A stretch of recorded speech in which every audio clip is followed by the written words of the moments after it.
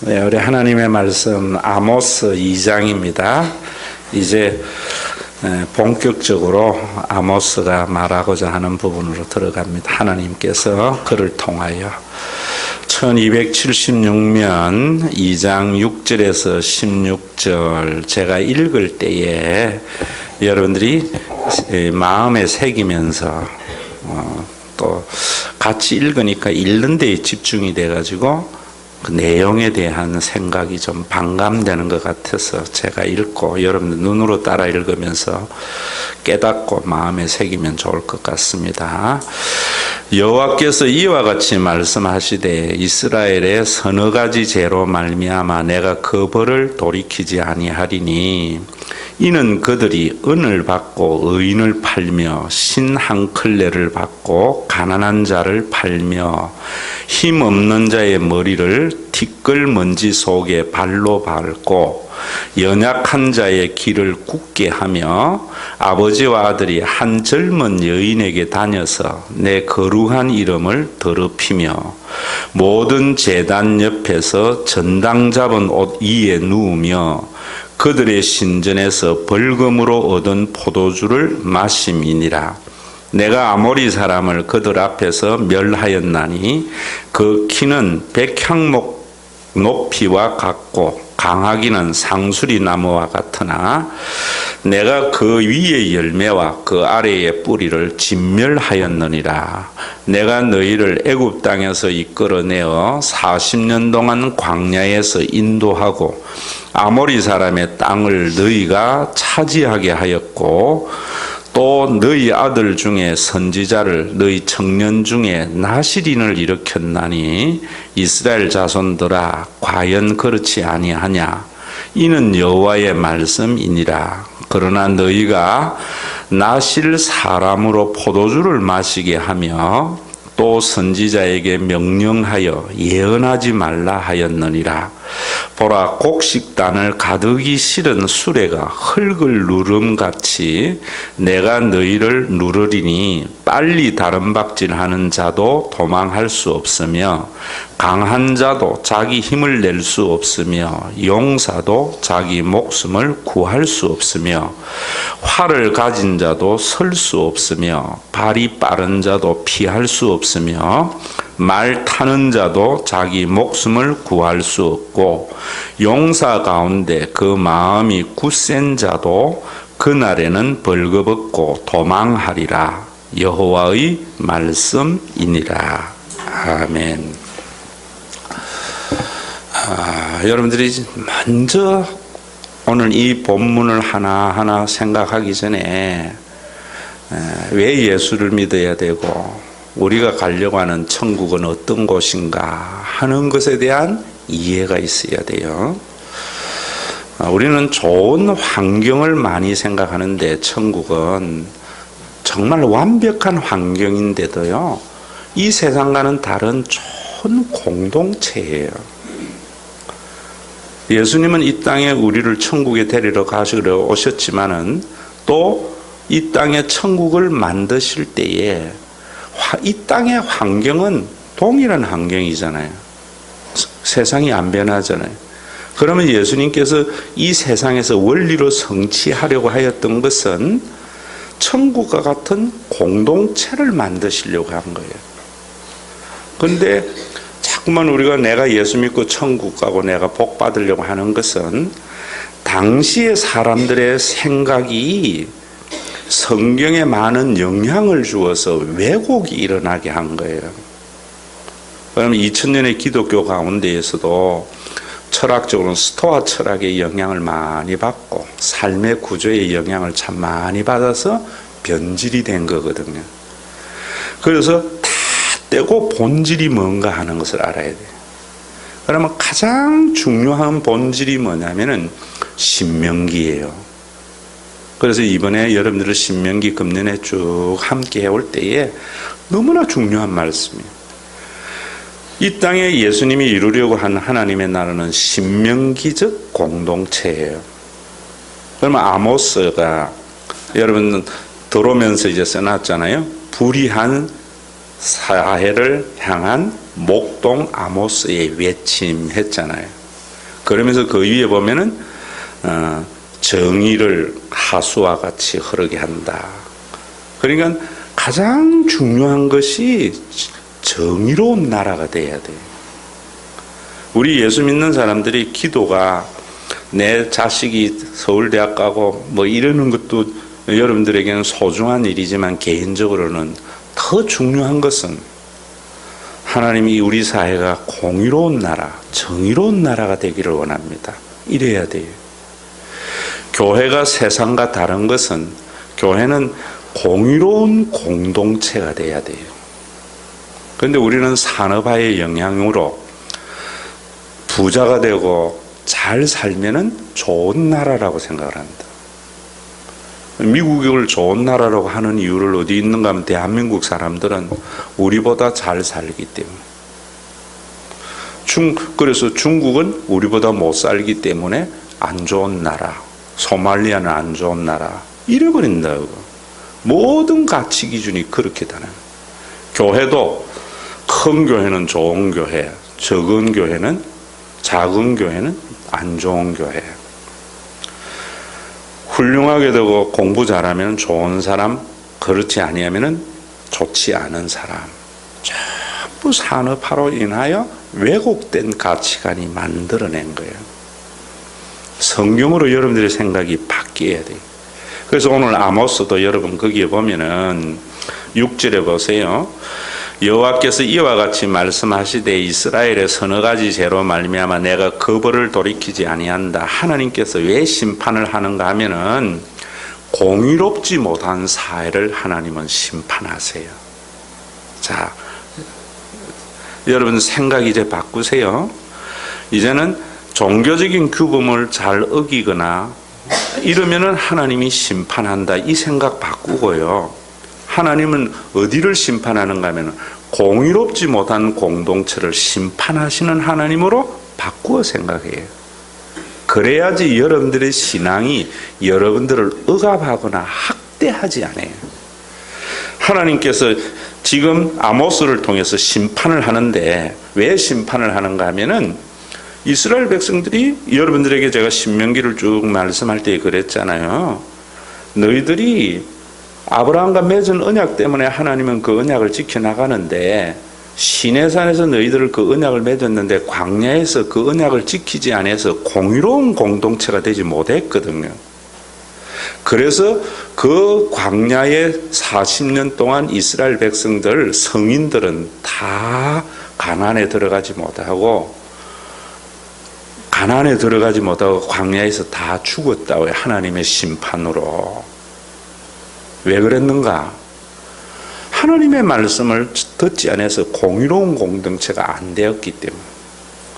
이 사람들이 가나안 땅에 들어가면은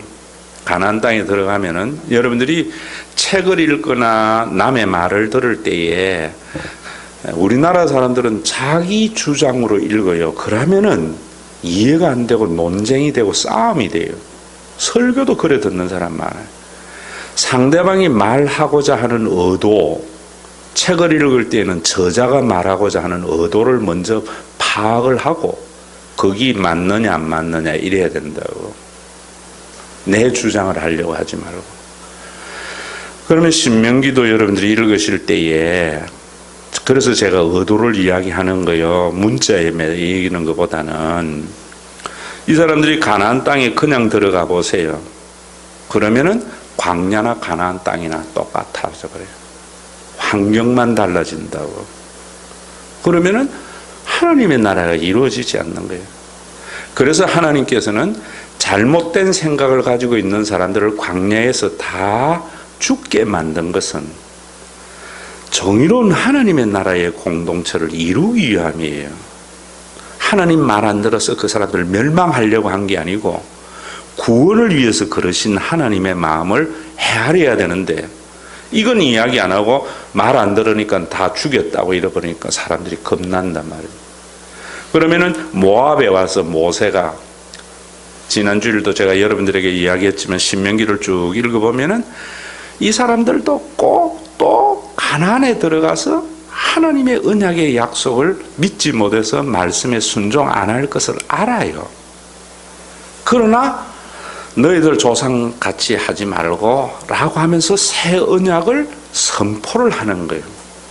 선포를. 그러면서 너희들은 하나님의 백성다운 삶을 살아라라고 할 때에 종교적인 규범은 시대에 따라서 달라요. 예배의 모범은 여러분들에게 제가 이야기 쭉 했지만은 신명기의 말씀에 원래의 원리와 그 속에 있는 하나님의 마음을 헤아려야 된단 말이에요. 그래서 모세가 그런 이야기를 하는 거예요. 그러면 신앙생활이라는 것은 종교적인 규범을 지키는 것만이 아니고 제가 여러분들에게 언약에 신실하신 하나님을 믿는 믿음이 중요해요. 그리고 하나님이 하나님 노릇해 주실 것을 믿으면서 나도 하나님의 백성다운 언약의 백성다운 삶을 사는 것이 신앙생활이에요. 하나님의 백성다운 삶을 사는 것은 피차 성김과 서로 사랑하는 삶이에요. 그래서 신명기에는 약자에 대한 보호에 많은 법들이 있다고. 그 모든 것이 사회적인 약자에 대한 보호의 법이에요. 그럼 오늘도 아모스가 이 말씀을 보면서 아모스가 했다고 이야기를 하니까 지금도 여러분 이런 사람들이 있어요. 기도해가지고 하나님의 음성 들어서 하나님의 뜻을 이야기한다면서 그러면 안 돼요. 그동안에 우리 한국에는 저는 목사님들이 일부 목사님들이 부흥사들이 잘못한 것 중에 교인들을 우매화 정책을 쓴 거예요. 비판을 하면은 나쁜 거라 생각해요. 제가 여러분들에게 이야기하잖아요. 제 설교도 여러분들이 언제나 비판을 해야 돼요. 그런데 내 신앙의 색깔이나 내 경험이나 우리가 가지고 있는 전통으로 비판하면 안 돼요. 성경으로 가지고 비판해서 더 내가 성경적으로 가야 된다. 그리스도의 말씀으로. 여러분들이 이런 부분들이 그래야 개혁이 일어나서 점점 하나님의 나라가 우리 가운데 이루어진단 말이야. 일부 부흥사 하는 이야기하고 제 이야기가 다르잖아요. 다른 데는 뭡니까? 아멘만 하면 하나님 복 준다 하잖아요. 우매화 정책이에요. 종교적인 목적은 이루어지만 하나님의 나라는 이루어지기가 참 어려워요. 그러면 여러분들이 이 아모스도 하나님의 계시를 받아서 그런 것이 아니고, 자, 여러분, 이 말씀은 굉장히 중요해요. 그 시대의 사회적인 현상을 아모스는 봐요. 잘못된 것을. 그러니까 목사님들이 성경만 보고 기도만 하면 안 돼요. 이 세상을 목사님들이 알아야 된단 말이에요. 근데 저는 참 목회를 하면서 감사한 것은 뭐냐면은 직접 경험할 일은 없지만은 간접 경험은 누구보다도 많은 게 목사예요. 응? 여러분 우리 교회는 그런 분들 없지만 대학교에 있을 때는 대학 총장이 3명이나 있으니까 장관도 있었고 하니까 그 다음에 또 어려운 사람도 있고 하니까 사업하는 사람도 있고 공직이 있는 사람도 있고 그 사람들하고 이야기를 하다 보면은 나는 모르지만 많은 간접의 경험을 하기 때문에 세상을 보는데 또 뭐면은 목사님들이 사회과학의 책을 많이 읽어야 돼요. 저도 오늘 미움받을 용기 심리학이 요즘 베스트셀러에 여러분 읽어보세요. 또 요 책도 좀 두껍지만 제가 읽고 있거든요. 왜 읽는가 하면은 이 세상의 현상에 대한 분석은 이런 사람들이 더 잘 알거든요. 그런데 이런 책들은 대안이 잘못되어 있어요. 대안은 언제나 성경으로 한다고. 그래서 아모스가 보니까 어떤 지금 사회에 있는가 하면 은을 받고 의인을 파는 일들이 비일비재했고 신 한 클레를 받고 가난한 자를 파는 일들이 비일비재했고 힘없는 자의 머리를 티끌먼지 속에 끄집어 넣어서 발로 밟고 그 다음에 연약한 자의 길을 잘못 가게 하고 소경들을 어그러지게 하고 아버지와 아들이 한 젊은 여인에게 다니는 이런 엄난한 사회이고 제단 옆에서 전당 잡은 옷 위에서 누워 있다는 것은 잔다는 게 아니라 비스듬히 거기에서 먹고 마시고 있고 벌금을 매긴 포도주로 먹으면서 취하고 있고 이런 게 그 시대에 있었단 말입니다. 그러면 이런 건 나쁘다 이럴 때에 왜 나쁘다 할 때에 여러분들이 그러면 여러분들이 이런 상황을 봤을 때 한번 보세요. 지금도 우리가 보면은 뭐냐면은 법 중에 기업을 하는 법인세를 내려주는 것은 기업하는 사람들에게는 좋은 일이잖아요. 또 일반 노동자들에게는 그건 나쁜 일이에요. 항상 우리가 어떤 일의 선악을 이렇게 대립의 개념으로 가자면 성경에서는 어떻는가를 봐야 돼요. 그러니까 아모스가 이런 걸 왜 이런 게 눈에 보였는가 하면 아모스는 신명기의 말씀을 알고 있었거든요. 모세 오경에 보면은 이런 말들이 있단 말이며 레이기나 이런 데에 신앙클레에 가난한 사람 팔지 마라 그랬어요. 가난한 사람을 뒷거리에서 그렇게 학대하지 말라고 그랬다고. 돈을 받고 재판을 잘못하지 말라 그랬다고. 그러니까 신명기 17장 18장에 이런 말씀들이 있다고. 그래서 그 말씀을 가지고 그 시대에 너희들이 이러기 때문에 심판한다. 공의롭지 못하기 때문에 이렇다고요. 그러면 여러분들이 정의로운 나라는 오늘 이 말씀을 가지고 우리가 일반 진리를 받아와야 되겠죠. 수요일 날은 여러분들이 제가 이렇게 성경을 가지고 일반 진리를 가지고 이 시대에 여러분들에게 적용 이런 것까지 해주니까 저도 좋고 여러분들은 어떤지 모르겠지만은 자 신명기에 이제 그런 말씀들을 하면서 아모스는 이렇게 이야기를 했는데 그 중심이 뭐냐면은 정의로운 사회예요. 그럼 정의로운 사회에 신명기 17장에 보면은 재판장들은 뭐 하라요? 뇌물을 받고 재판을 거르치지 말라 17장에 말한다고. 너희들이 제발 가나안 땅에 가거든 잘 먹고 잘 사는데 잘 먹고 잘 사는 거는 기본적이고 환경은 좋은데 너희들이 세상과는 달라야 할 것은 재판관들은 이 세상에서 절대로 뇌물을 받고 재판을 굳게 하는 일은 하면 안 돼 이런다고. 그러면 좋은 나라는 어떤 나라냐? 우리나라가 7만 불 소득 되는 나라가 아니란 말이야. 지나간 대통령이니까 747이 좋은 게 아니란 말이야. 7만 불 소득이. 이제는 우리는 뭔가 하면은 돈이 없다고 해서 억울하게 재판을 당하는 일이 없는 사람. 우리 교회도 내가 볼 때에 지금도 한 분 들어가 있는 분이 있는데 교회에서 그동안 헌신도 했기 때문에 지금도 교회에서 뒷바라지 해주고 있어요. 근데 왜냐하면 너무나 억울한 거예요. 내가 볼 때에는. 정말 여러분 우리 사회 한번 보세요. 돈이 있는 사람은 큰 죄를 져도 나와버리고 공의로운 재판 같은 경우는 저는 그래요. 미국 같은 데는 오늘도 보니까 뭐 음식 하나 잘못했는데 28년인가 구형받았더라고. 여러분 내가 한 행동이 나나 한 사람에게 잘못된 것은요 큰 죄 아니에요. 내 행위가 많은 사람에게 피해를 끼치는 것은 엄청난 죄인데 우리는 그런 것들 간과해버린다.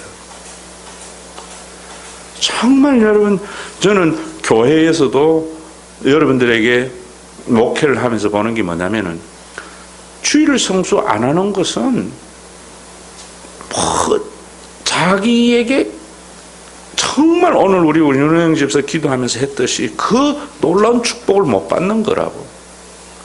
근데 내가 어떤 한 사람 교회에서 자기 주장을 해가 말했을 때 이래서 교회를 어지럽히는 것은 수많은 사람에게 잘못하는 거예요.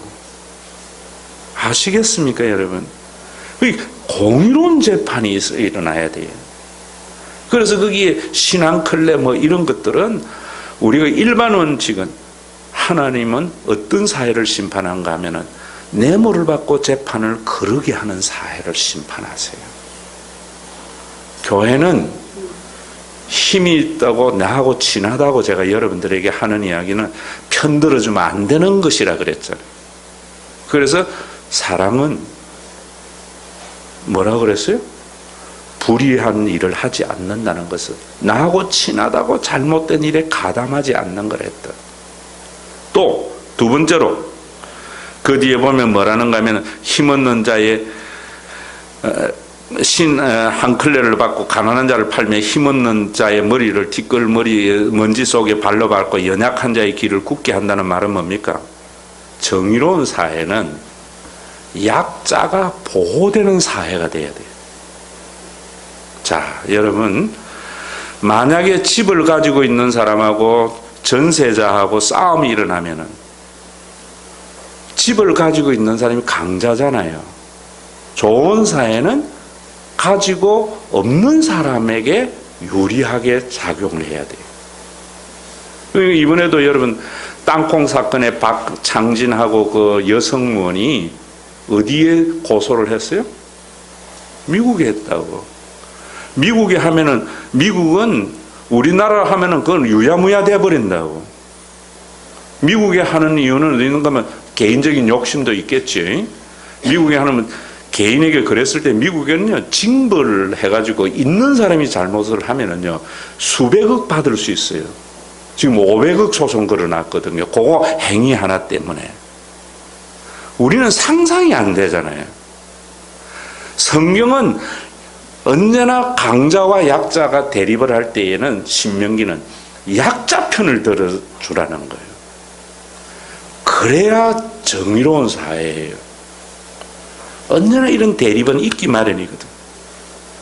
그리고 아버지와 아들이 함께 창녀에게 드나드는 건전한 문화가 있는 사회가 여러분 정의로운 사회예요. 그리고 그 뒤에 보면 또 뭐라고 하는가 하면은 모든 제단 옆에 전당 잡은 옷 위에 누우며 그들의 신전에서 벌금으로 얻은 포도주를 마심이라고 할 때에 정의로운 사회가 되려면은 탐욕스럽지 않는 종교가 있어야 돼요. 탐욕스럽죠. 그래서 제가 여러분들에게 그런 이야기 하는 거예요. 히딩크 나는 아직 배가 고프다고 하는 것을 좋은 말로 생각하면 안 돼요. 사탄의 음성으로 들어야 돼요. 교회는 절대로 탐욕스러우면 안 돼요. 종교는 탐욕스러우면 종교의 가치가 사라져버려요. 그런데 우리는 뭐 합니까? 하마와 같이 수단과 방법들을 가리지 않고 무릎알식으로 확장해 나가는 것. 그러면 하나님의 심판이 이런 교회, 이런 사회를 심판한다. 여러분 이 책 한번 읽어보세요. 우리나라 정치, 경제, 사회 이런 학자들, 총망라한 학자들 30명이 쓴 책이에요. 불평등 한국 복지국가를 꿈꾸며 했는데 제가 여기에 간단하게만 아침에 좀 읽은 부분은 우리나라가 살기 어려운 3가지 이유는요. 첫째는 토지 가격이 세계 최고로 비싸고 주택도 비싸고 임대료도 비싸기 때문이래요. 우리나라가 살기 어려운 것은 국민소득이 낮아서 하니까 토지가 높다 말입니다. 왜 그렇습니까? 정의로운 나라에 대한 생각을 안 하기 때문에. 국민들도 잘 살아보세요, 잘 살아보세요만 했지 정의로운 나라에 대한 생각을 안 했다. 절대적인 빈곤에 있을 때에는 잘 사는 것만이 가장 선입니다. 성경도 그렇게 말해요. 그러나 먹을 것이 있고 입을 것이 있은즉 악은 뭐냐면 잘 살려고 하는 게 악이에요. 탐욕이에요. 그때는 자족할 줄 알아. 여러분 그걸 가지고 일반 원칙으로 해버리면은 어떻게 되냐면 금욕주의가 돼버려요. 에피큐리안으로 흘러가 버려요. 성경은 통시적이고 아주 통전적이라는 것이 그런 거예요. 정말 내일 장발장과 같은 자에게는 무엇이 중요한가 하면 먹고 사는 문제가 가장 중요한 문제예요. 그러나 먹을 것이 있고 입을 것이 있는 사람에게는 가장 중요한 가치가 자족이에요. 그래서 제가 여러분들에게 지금도 우리는 60년대에 잘 살아보세요는 그때는 맞는 말이에요. 우리나라는. 그런데 지금은 우리가 OECD에 들어갔다고 하면서도 지금도 잘 살아보세요 교회가 이래버리니까 악을 조장하는 거란 말이에요. 지금은 뭔가 만족할 줄 아세요. 그래서 제가 여러분들 설교할 때마다 뭐 해요? 예수를 믿으면 누릴 줄 아는 삶을 산다. 여러분 집 가지고 있는 사람이 건물 가지고 있는 사람이 이만하면 됐다고 해야 세를 안 올리지요. 스위스가 왜 잘 사는가? 이재철 목사 이야기로는요. 그분은 스위스에 5년 살다 왔고 유학도 갔다 오고 그랬는데 스위스는요. 20년대 전세가 똑같아요. 그러니까 좋은 나라라는 말이에요. 우리나라는 여러분 보시잖아요. 홍대에 죽은 동네에 임대인들이 와가지고 골목 살려놔놓으니까 전부 쫓겨가요. 하나님이 심판한단 말이에요. 이 심판을 두려워해야 건물주인들이 안 그러죠. 스위스나 이런 데에 국민소득이 우리보다 2배 높아서 잘 산다 생각하지 마세요. 거기는 전세가 2020년 전이나 지금이나 똑같은데 국민소득은 오르니까 살맛 나는 세상이에요. 오히려 전세를 내려준다더라고. 어떻게 해야 되겠습니까? 가족이라는 유기체적인 유대감이 있어야죠. 그게 전제가 돼야죠. 그리고 또 여기 보면은 한국에서는 역사적으로 노동이 천대 억압을 받았는데 1997년 외환위기 이후에 대량 실업, 구조조정, 정리해고의 칼바람 속에 노동자의 지위는 더욱 열악해졌다. 그래서 힘든다. 우리 애들도 은행에 들어가면 영신이는 또 아주 약간 비판 의식이 굉장히 강하거든요. 뭐 은행 좋다고 했는데 가서 보니까 지금은 완전히 아니라는 거예요. 오늘도 신문에 났대요. 학교 교직원들은 신의 직장이라는데 개똥. 노동자들은 개똥이에요 지금. 여러분 사회적인 약자가 보호돼야 돼요. 경제적 약자, 세 번째는 경제적 약자들을 살릴 최후의 보류인 복지가 지극히 취약하기 때문에 우리는 어렵다는 거예요. 살기가 힘든다는 거예요. 그러니까 여러분 우리 교회도 이번에 임직자 가운데 그런 이야기 하더라고요.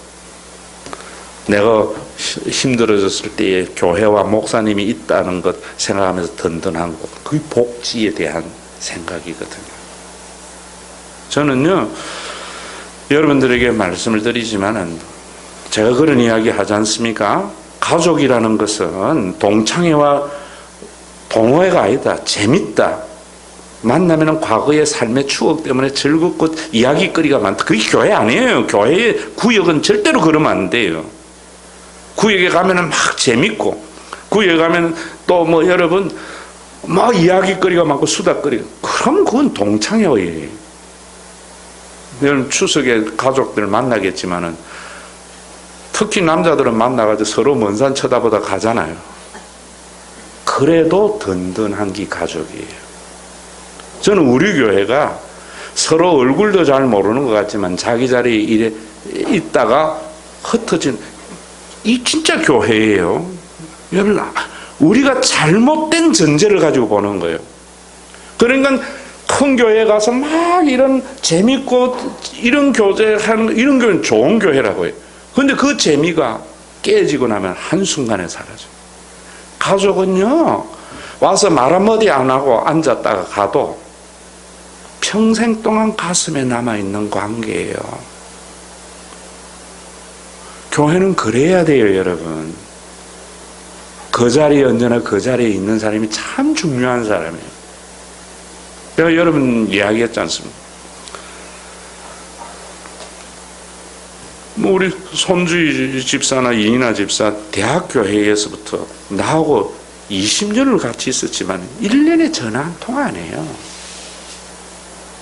그러니까 목사님이 좋아하는 것은 아니다. 나는 그게 맞는 거예요. 좋아서 죽을 것은 아닌데 늘 그 자리에 있는 사람.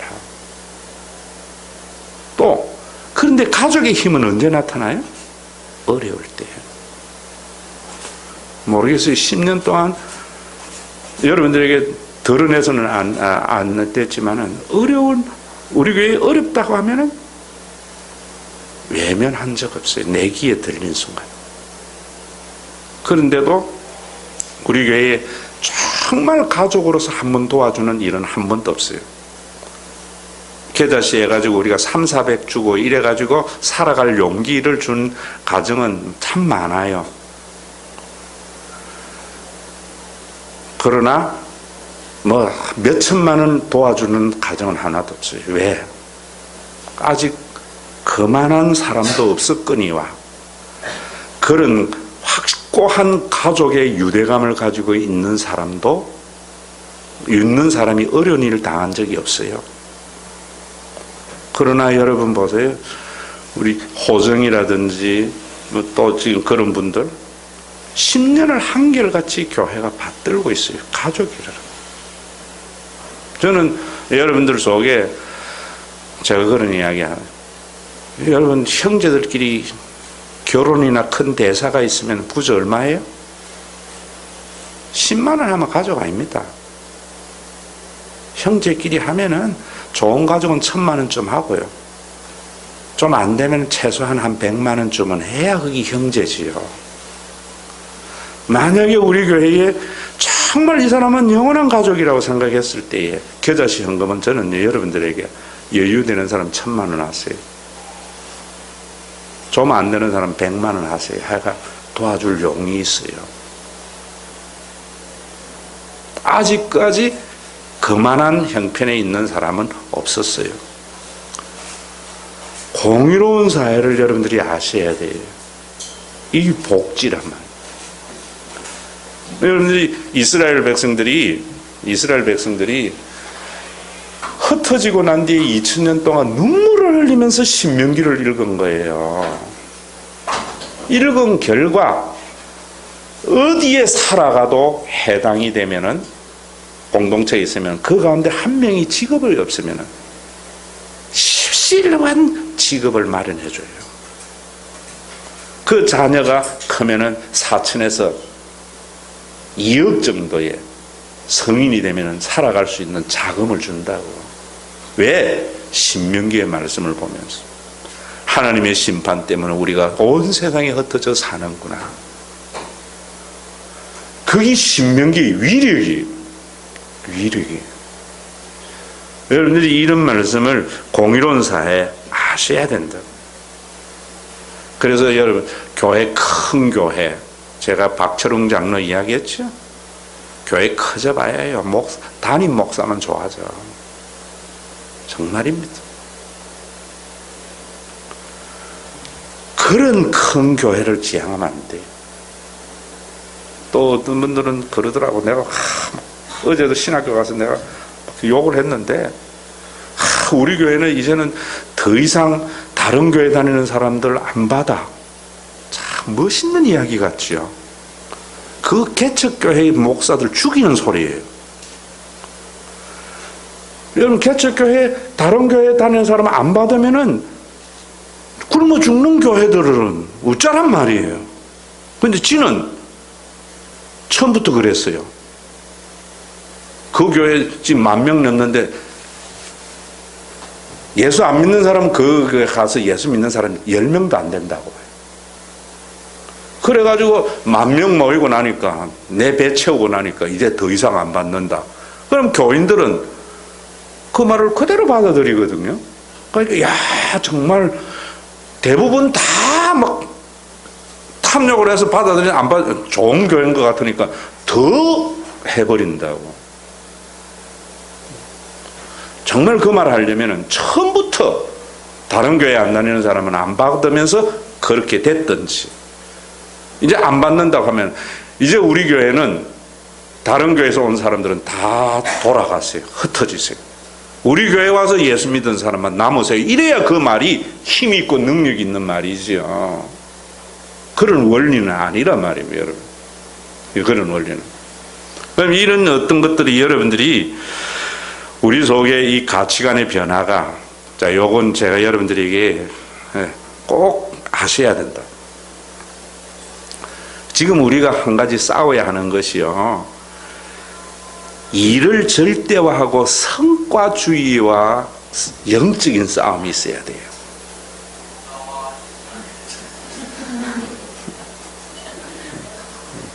아니, 괜찮아요. 그런 것이 있을 때 신경 안 쓰면은, 자, 여러분 보세요. 지난번에도 이야기했는데, 그런 일이 있을 때 신경을 안 쓰면은요, 그 일이 우리에게 문제야 파장이 안 돼요. 관심 가지지 마세요. 그런 거. 자, 교회에도 어떤 일도 그런 일이에요. 뭐 작은 일이지만은,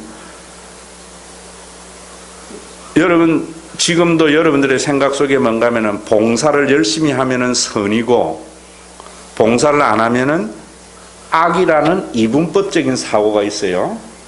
그런데 이런 사고가 인류의 최초에서부터 지금까지 그대로 인간 속에 있는 진리의 판단이면은 그게 맞아요. 자, 그런데 여러분, 이러한 생각이 불과 인간들의 삶 속에서 생겨난 것은 200~300년밖에 안 됐어요. 이걸 아시라고요, 여러분. 지금도 우리 교회에서 와가지고 이것이 회복하고 난 뒤에 이거는 왜 이래 일도 안 하고 봉사도 없어 하고 가는 분 내가 안 잡는 이유를 여러분들이 아셔야 돼요. 왜냐하면 그 봉사를 열심히 하는 것이 선이라는 잘못된 전제는 산업화가 가져온 윤리적인 규범이에요. 그러면 여러분들에게 좀 이야기하면은, 옛날에 농경사회예요. 농경사회. 농경사회에는 열심히 일하려 해도 열심히 일할 거리가 있어요, 없어요? 계절에 따라서 열심히 일을 해야 되는가 하면은 암만 일하려 해도 일할 수 없는 겨울도 있어요. 이해되셨지요? 그렇기 때문에 그때는 일을 열심히 하는 것이 뭐냐면, 일할 때 열심히 하는 것이고, 일을 안 할 때에는 나름대로의 안식을 제대로 누릴 줄 아는 것이 선이에요. 일을 절대화할 필요가 없어요. 그랬던 농경 시대가 지나고 산업화 시대가 왔어요. 산업화 시대가 오니까 그때부터는 무엇이 있는가 하면은 계절과 상관없이 낮과 밤과 상관없이 일을 할 수 있는 환경이 되어져 버린 거예요. 그러면은 그런 환경에는 일을 절대화해야 성과가 나기 때문에 사람들에게 일을 열심히 하는 것을 선이라고 하는 가치관을 사람들에게 심어놓은 거예요. 아시겠습니까? 산업의 구조가 만들어낸 선악이에요. 농경시대에는 그런 것이 없었단 말이에요. 자, 성과. 지금은 뭔가 하면은 껌 잡는 게 매라고 무조건 결과만 좋으면 선이고 결과만 나쁘면 악이라 생각하는 것은, 농경시대에는 아무리 자기가 열심히 노력하고 한다고 해서 하늘이 도와주지 않으면 성과가 안 나요. 그래서 성과 지향적으로 선악을 판단할 수가 없단 말이에요. 그래서 그때는 뭔가 하면은 뭐로 판단했는가 하면, 선악을 있는 놈들이 잘못하면 하늘이 벌내가지고 이런 거 왔다고 생각하기 때문에 선악이 결과지향적이 아니에요. 그런데 산업화는 자연의 환경과 상관없이 인간의 노력과 인간의 기술로서 성과를 낼 수가 있잖아요. 그러니까 성과지향적인 선악은 산업화 시대에 와서 비로소 사람들에게 자리 잡은 거란 말입니다. 성경은 그런 상대적인 진리가 아니라 말이야.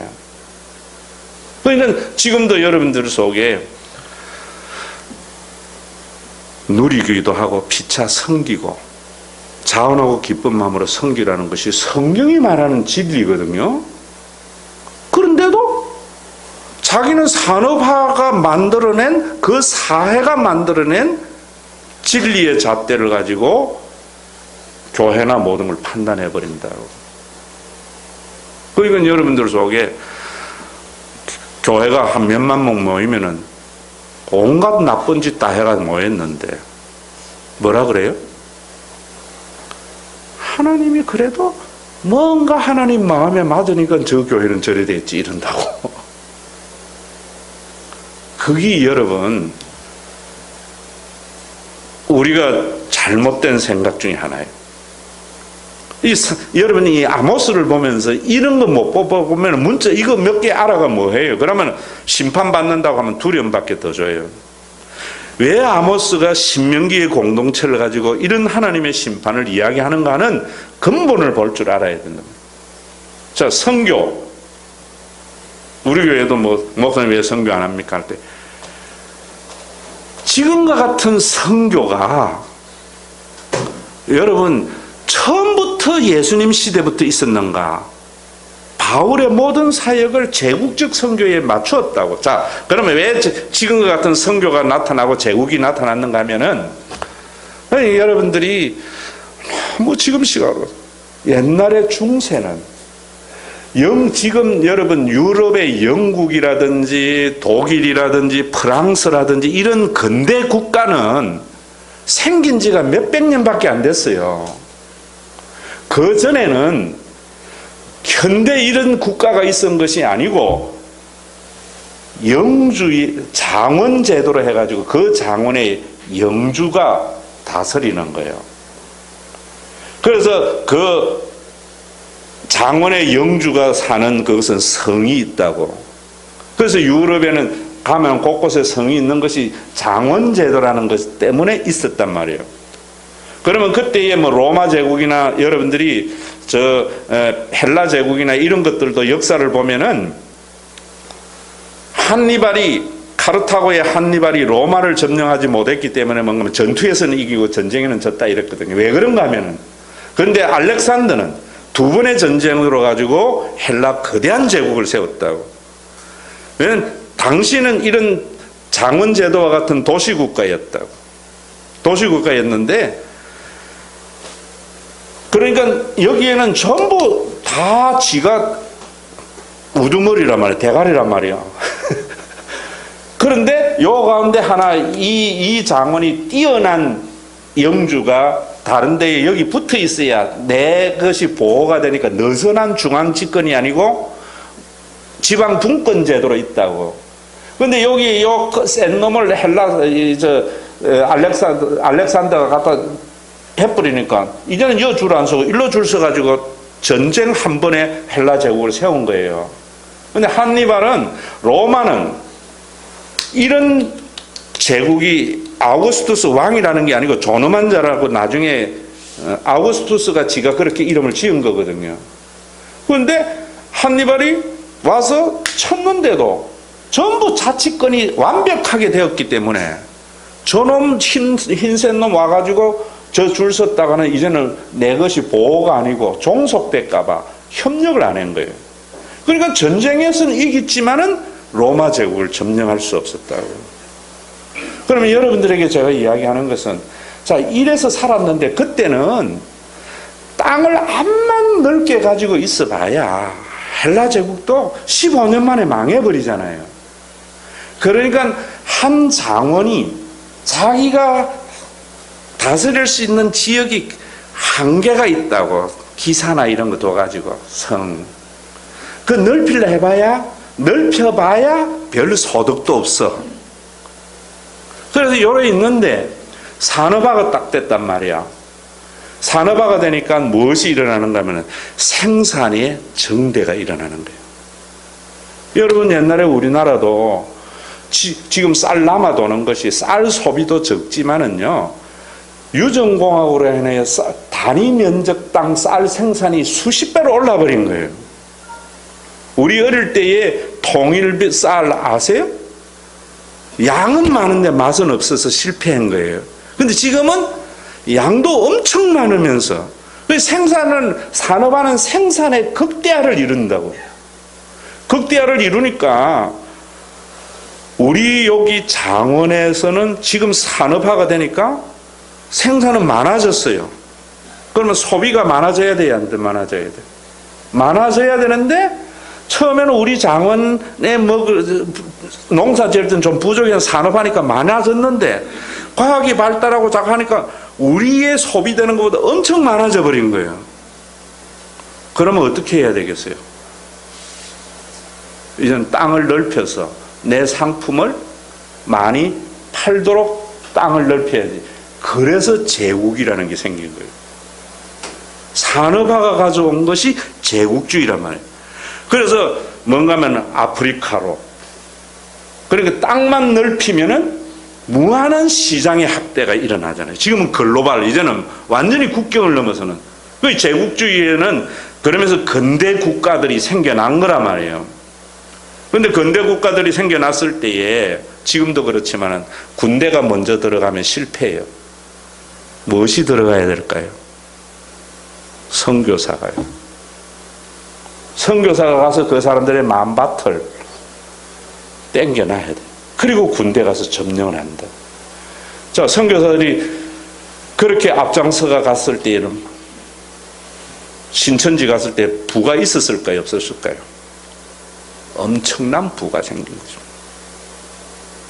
그러니까 자기의 그러한 부유함과 좋은 것을 하기 위해서는 뭐 해야 되겠어요? 선교사들에게는 성경적인 뒷받침이 필요하겠죠. 그래서 서로 사랑하라보다 땅끝까지를 복음의 증인이 되라. 바울의 선교도 제국적 선교로 탈바꿈 시켜버린 거예요. 그러니까 성경으로 가지고 봐라, 모든 족속으로 제자를 삼아라고 하지 않았나. 이러면서 그동안 2000년 동안 가져왔던 서로 사랑하라는 말씀은 교인들 머릿속에 점점 사라져가는 거예요. 그래서 거대한 제국을 이룬 거예요. 오늘날 여러분들에게 교회도 마찬가지입니다. 교회가, 제가 여러분들에게 이런 이야기 하는 것도 내죽이는 일이지. 교회를 크게 하면 담임 목사만 좋아지잖아요. 그런데 그것을 합리화하기 위해서 뭐 해야 돼요? 선교적 마인드, 영혼 구원의 마인드 해서 우리 교회의 성장에 대한 자기의 탐욕을 성경적인 뒷받침으로 합리화한 거예요. 제가 여러분 이야기하는 것은 교회가 커지고 기독교가 커지지 말라는 것이 아니고, 그런 것은 우리가 목표로 가야 되는 것이 아니라 결과로 따라와야 되는 거라 말입니다. 이해되셨습니까? 요 말 잘 이해하세요. 우리 교회가 1000명 되고 2000명 되자고 가는 게 아니고, 우리가 서로 사랑하다 보면 우리 교회의 범위 안에서 600명도 되고 700명도 되고 1000명도 된다만, 이 결과여야지 이게 목표가 돼야 되는, 목표가 되는 것은 제국주의란 말이에요. 그러니까 여러분들이 이런 것도 모르고 제가 아이고 우리 교회를 왜 선교 안 합니까? 뭐 이러니까 아이고 자꾸 입이 아프니까 막 그러면 가려면 가세요 하고, 왜냐면 그거 와가지고 자꾸 그런 소리 하면은 안밖에 안 되거든요. 왜 일이 없습니까? 그럼 가라는 거, 일 있는 곳에. 우리는 정말 서로 사랑하면서 결과적으로 하나님이 주시는 분량에 만족해가면서 나아가는 이런 모습을 통해서 제국적 사관이 지배하고 있는 한국교회에 하나의 모델이 되어보자. 10년을 하니까 이걸 이해하는 사람이 하나 둘 늘어나더라고. 내가 보니까 지금 아모스가 이야기하는 게 그런 거예요. 그러면 신명기에 왜 이 사람들이 이렇게 정의로운 사회를 못 살았는가? 하나님께서 아모스가 그런다고. 아모리 족속, 너희가 사는 땅은 아모리 족속, 가나안 족속들이 살았는데 하나님께서 백향목과 같이 상수리 나무와 같이 튼튼하게 뿌리박힌 그것을 하나님이 몰아냈다는, 신명기에 그렇게 말하잖아요. 내가 너희가 세계의 가장 큰 민족이라서 너희를 선택하고 주는 것이 아니다. 너희는 가장 약한 민족이다. 그리고 너희들은 뭐라 그래요? 너희들이 가서 짓지 아니하는 집에서 거하게 되고 먹지 않는 포도를 먹게 될 때에 내 능력으로 그것을 행했다 하지 마라. 하나님께서 재물 얻는 능력을 주었다고 하라. 그런데 여기에서 지금 애굽 땅에 인도해서 40년 동안 인도해 왔고 이랬다. 그래서 너희들이 그렇게 그 말씀이 수호가 되도록 나실인의 제도를 주었고 선지자를 주었는데 너희들은, 그래서 신명기 18장의 말씀 제가 여러분들에게 했죠. 모세에게 나와 같은 선지자를 하나 보내서 내가 그 입에 내 말씀을 넣을 테니까 너희는 그 말을 들으라. 그런데 그 말이 그가 진짜 선지자냐 아니냐는 그의 말에 성취함과 무엇이 있으면은, 정음이 있으면은 진짜 선지자고, 성취함이 없거나 정음이 없으면은 거짓 선지자라니까 조금 더 겁내지 마라.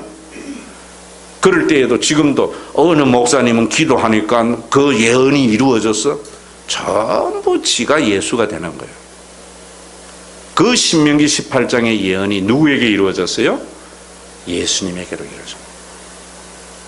예수님은 그 말씀이 한마디도 땅에 떨어짐도 없고, 예수님은 어떠한 기도를 했을 때에 반드시 병자가 낫는 일들이 있는, 그 예수님에게 하는 선지자적인 말씀을 목사가 탁 가로채가지고 지가 하는 것 같이 한다고. 그러면 안 된단 말이에요, 여러분. 그러면서 뭐라고 이야기해요? 그 예수님의 말씀 그렇게 하니까 이스라엘 백성들이 그거 듣기 싫거든요. 그러니까 예언하지 말라. 나실인에게 포도주를 먹이고 엉망진창 만들어버린 거예요. 여러분, 우리 교회에서도 들으세요. 목사님이 예수님께서 그 선지자로서 가족을 만드신다고 할 때에 뭐 맨날 목사님 가족이라 하면서 하는 일이 뭐 있어? 예언하지 말라는 이야기예요. 무슨 이야기예요? 무슨 이야기예요? 깨뜨려야 돼요, 여러분. 이런 것들은. 그래서 여러분, 이 아모스 2장에 있는 이 말씀을 제대로 이해해야 돼요. 제가 가족이라고 하는 것은 신명기 18장에 나와 있는 그 선지자 예수님이 이루신 그 말은 온전하게 이루신 것이기 때문에 목사님은 그 예수님이 이루신 구원을, 그리스도의 말씀을 여러분들에게 선포하는 거예요. 그러니까 여러분들이 가족이라는 개념, 선교라는 개념, 이런 것들이 우리가 사는 이 시대의 왜곡된 가치관을 가지고 목사님이 말하는 선교나 가족을 판단을 해가지고 한다고. 제가 여러분들에게 이야기하는 가족이라는 것은 어려울 때 힘이 되는 기다. 우리 교회가 제대로 가고 있는 거예요, 여러분. 내가 하려고 하는 것도 아니고 하나님이 희한하게 그래 가져갔어요. 오늘 이 아모스를 보시면서 여러분들이 그 뒤에 보면은 힘없는 자 다른 밥질하는 어느 누구도 못한다, 이런 것들도요, 신명기의 말씀대로 요한계시록에도 가면 그렇게 하고 있어요. 여러분들이 13절부터 16절을 요한계시록 6장 15절과 한번 비교해서 읽어보세요. 성경은 어디에 가나 동일한 말씀. 그 모든 바탕은 신명기고 모세오경이에요. 오늘도 여러분, 이제는 우리 시대에 잘 먹고 잘 살고 큰 것이 중요한 게 아니고, 여기에도 여러분 이런 책도 한번 읽어보세요. 이제는 우리나라가 3만 불 소득이 중요한 게 아니고요, 이제는 우리가 전세 안 올리는 나라가 돼야 되고요. 누가 안 올리겠어요? 동생에게 집 주면서 전세 다달이 올리겠어요? 예수를 믿고 구원을 얻어야 할 이유가 그곳에 있는 거예요. 이제는 우리가 잘 먹고 잘 살기 위해서 예수를 믿지 말고요, 자족하기 위해서입니다. 그래서 오늘도 오늘 위한 기도를 하는데, 너무 좋아요. 김소엽이, 여러분들 우리 교회 그 처음에 헌당식 할 때에 박태하 장로 그 사진 첩준 건 이분이 글 쓴 것들인데 안 읽어봤죠. 정말 좋은 것들인데.